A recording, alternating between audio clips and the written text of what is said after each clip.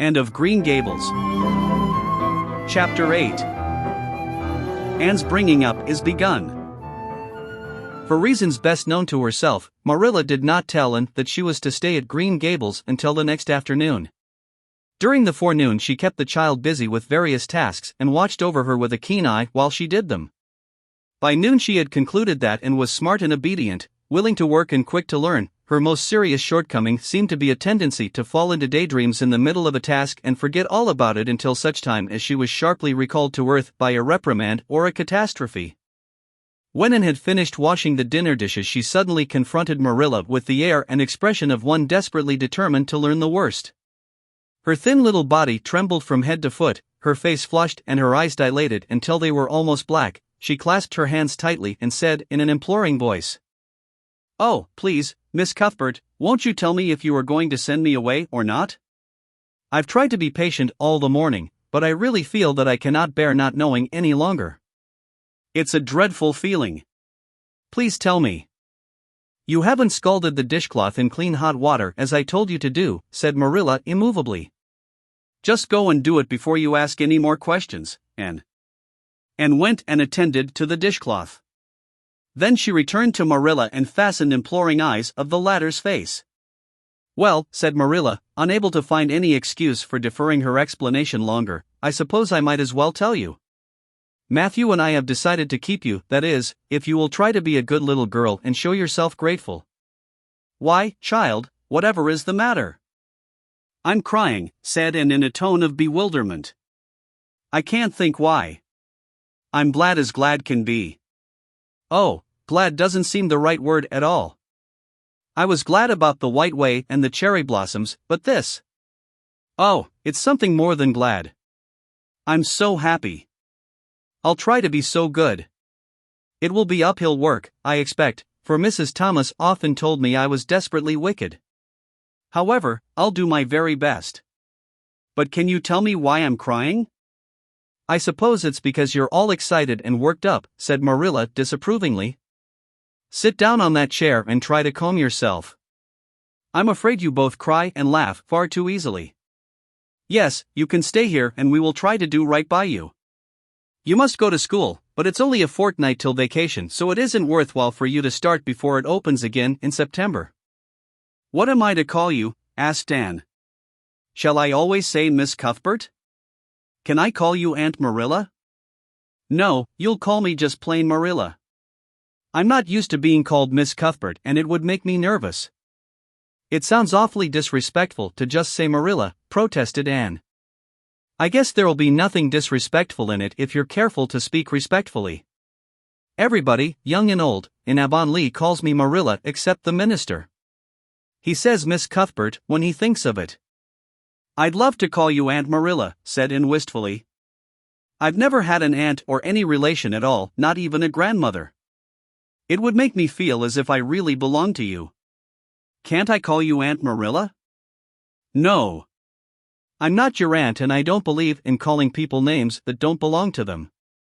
"But we could imagine you were my aunt." "I couldn't," said Marilla grimly.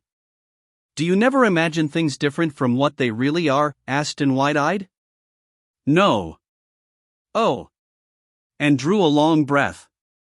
"Oh, Miss Marilla, how much you miss." "I don't believe in imagining things different from what they really are," retorted Marilla. "When the Lord puts us in certain circumstances, He doesn't mean for us to imagine them away. And that reminds me. Go into the sitting room, and be sure your feet are clean and don't let any flies in, and bring me out the illustrated card that's on the mantelpiece. The Lord's Prayer is on it and you'll devote your spare time this afternoon to learning it off by heart. There's to be no more of such praying as I heard last night." "I suppose I was very awkward," said Anne apologetically, "but then, you see, I'd never had any practice." "You couldn't really expect a person to pray very well the first time she tried, could you? I thought out a splendid prayer after I went to bed, just as I promised you I would. It was nearly as long as a minister's and so poetical. But would you believe it? I couldn't remember one word when I woke up this morning. And I'm afraid I'll never be able to think out another one as good. Somehow, things never are so good when they're thought out a second time. Have you ever noticed that? Here is something for you to notice, Anne. When I tell you to do a thing, I want you to obey me at once and not stand stock still and discourse about it. Just you go and do as I bid you.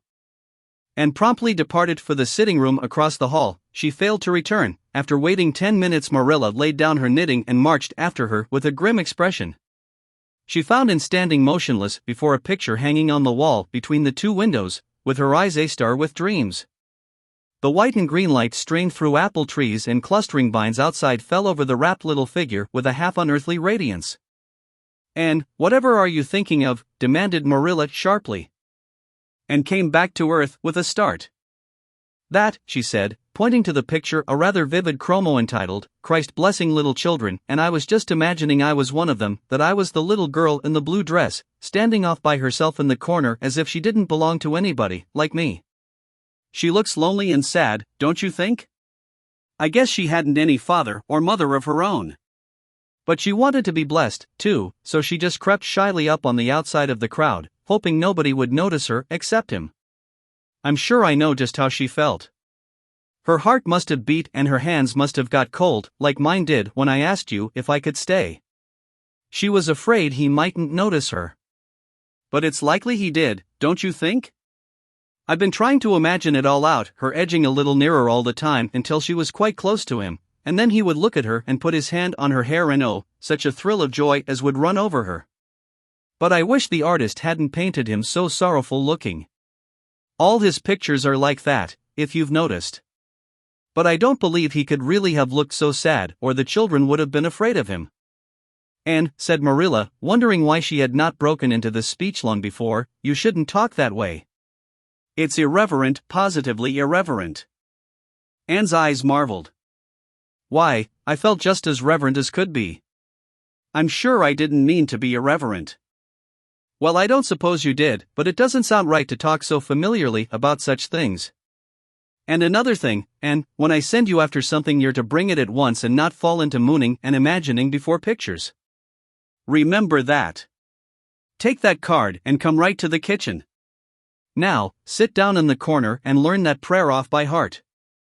And set the card up against the jugful of apple blossoms she had brought in to decorate the dinner table. Marilla had eyed that decoration askance, but had said nothing, propped her chin on her hands, and fell to studying it intently for several silent minutes. "I like this," she announced at length. "It's beautiful. I've heard it before. I heard the superintendent of the asylum Sunday school say it over once. But I didn't like it then. He had such a cracked voice and he prayed it so mournfully. I really felt sure he thought praying was a disagreeable duty. This isn't poetry, but it makes me feel just the same way poetry does. Our Father who art in heaven, hallowed be thy name. That is just like a line of music. Oh, I'm so glad you thought of making me learn this, Miss Marilla." "Well, learn it and hold your tongue," said Marilla shortly. And tipped the vase of apple blossoms near enough to bestow a soft kiss on a pink-cupped bud, and then studied diligently for some moments longer. "Marilla," she demanded presently, "do you think that I shall ever have a bosom friend in Avonlea?" A what kind of friend?" "A bosom friend, an intimate friend, you know, a really kindred spirit to whom I can confide my inmost soul. I've dreamed of meeting her all my life. I never really supposed I would, but so many of my loveliest dreams have come true all at once that perhaps this one will, too. Do you think it's possible?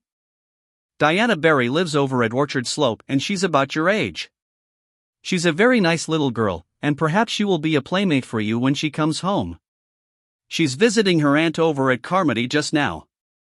You'll have to be careful how you behave yourself, though. Mrs. Barry is a very particular woman. She won't let Diana play with any little girl who isn't nice and good." And looked at Marilla through the apple blossoms, her eyes aglow with interest. "What is Diana like? Her hair isn't red, is it?" "Oh, I hope not. It's bad enough to have red hair myself, but I positively couldn't endure it in a bosom friend. Diana is a very pretty little girl. She has black eyes and hair and rosy cheeks. And she is good and smart, which is better than being pretty."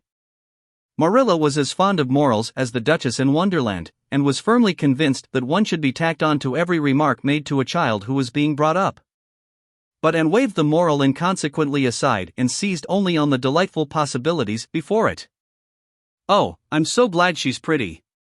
Next to being beautiful oneself, and that's impossible in my case, it would be best to have a beautiful bosom friend.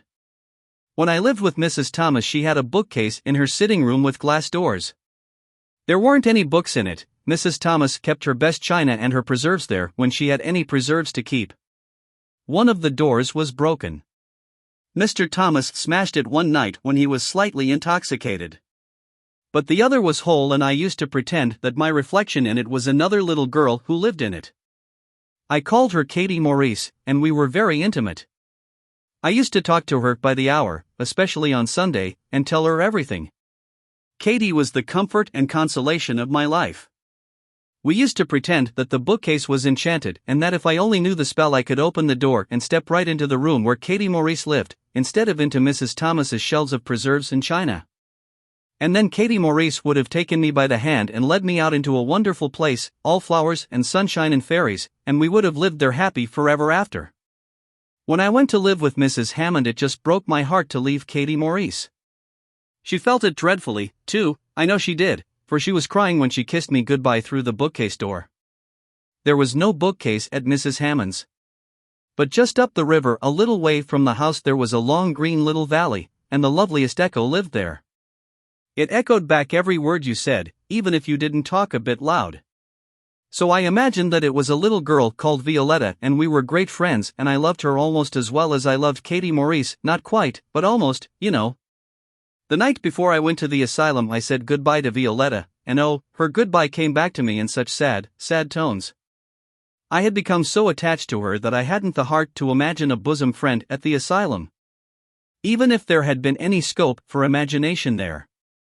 I think it's just as well there wasn't, said Marilla drily. I don't approve of such goings-on. You seem to half-believe your own imaginations. It will be well for you to have a real live friend to put such nonsense out of your head. But don't let Mrs. Barry hear you talking about your Katie Maurices and your Violettas, or she'll think you tell stories. Oh, I won't. I couldn't talk of them to everybody, their memories are too sacred for that. But I thought I'd like to have you know about them. Oh, look, here's a big bee just tumbled out of an apple blossom. Just think what a lovely place to live, in an apple blossom. Fancy going to sleep in it when the wind was rocking it. If I wasn't a human girl, I think I'd like to be a bee and live among the flowers.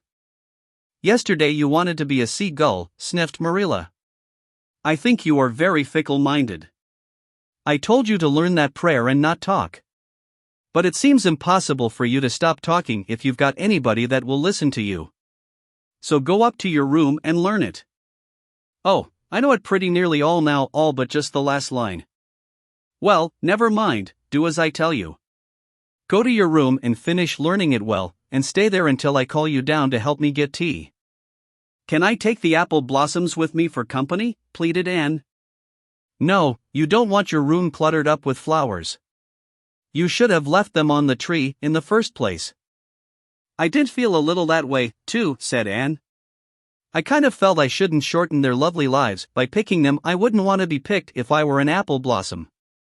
But the temptation was irresistible. What do you do when you meet with an irresistible temptation? Anne, did you hear me tell you to go to your room? Anne sighed, retreated to the east gable, and sat down in a chair by the window. There, I know this prayer. I learned that last sentence coming upstairs. Now I'm going to imagine things into this room so that they'll always stay imagined. The floor is covered with a white velvet carpet with pink roses all over it, and there are pink silk curtains at the windows. The walls are hung with gold and silver brocade tapestry. The furniture is mahogany. I never saw any mahogany, but it does sound so luxurious. This is a couch all heaped with gorgeous silken cushions, pink and blue and crimson and gold, and I am reclining gracefully on it. I can see my reflection in that splendid big mirror hanging on the wall.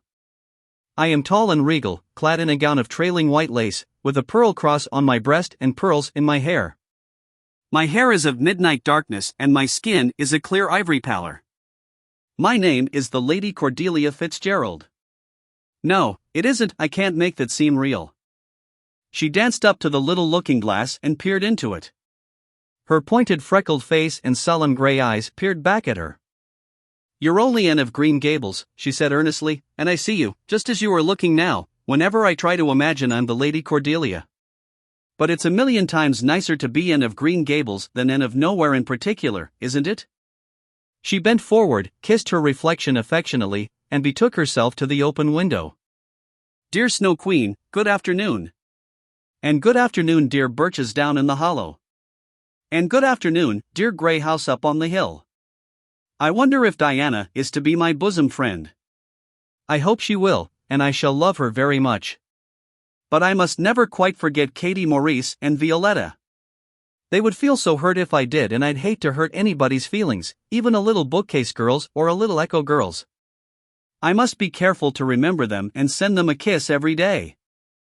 And blew a couple of airy kisses from her fingertips past the cherry blossoms, and then, with her chin in her hands, drifted luxuriously out on a sea of daydreams.